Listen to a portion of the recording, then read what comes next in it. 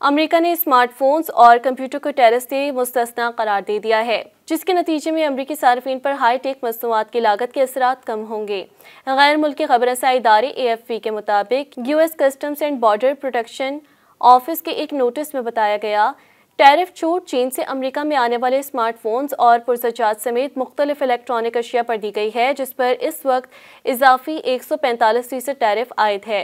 Semiconductors को ज्यादातर अमेरिकी तिजारती शिराकतदारों पर 20% टैरिफ, 20% टैरिफ और चीन पर इजाफी 125% महसूलात से भी खारिज कर दिया गया। हार्ड ड्राइव्स और कंप्यूटर प्रोसेसर समेत मुस्तस्ना मसनूआत में से बहुत सारी आमतौर पर अमेरिका में नहीं बनती हैं। अमेरिकी सदर ट्रंप ने टैरिफ को अमेरिका में दोबारा मैन्युफैक्चरिंग के फरोग का एक तरीक़ेकार दिया, लेकिन मकामी मैन्युफैक्चरिंग को बढ़ाने में कई साल लग सकते हैं। 3 अप्रैल को सदर डोनाल्ड ट्रंप की जानिब से अमेरिका को दरामद की जाने वाली ज़्यादातर अशिया पर 10% टैरिफ आयद करने के साथ साथ दर्जनों हरीफों और इत्तेहादियों पर भी बहुत ज़्यादा महसूलात आयद करने के इक़दाम ने आलमी तिजारती जंग को तेज़ कर दिया था। चीन पर 20% के अलावा 34% नए टैरिफ आयद करने का ऐलान किया गया था।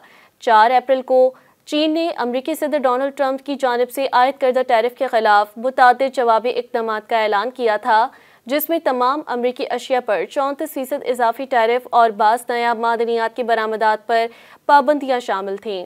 9 अप्रैल को अमेरिकी सदर डोनाल्ड ट्रंप ने अपने कई नए टैरिफ 90 रोज़ के लिए मुअत्तल करने का ऐलान किया और साथ ही चीनी मसनूआत पर आयद टैरिफ में मजीद 21% इजाफा करके इसे 125% कर दिया। 11 अप्रैल को अमेरिका ने चीनी अशिया पर मजीद टैरिफ आयद कर दिया था, जो अब 145% हो गया है।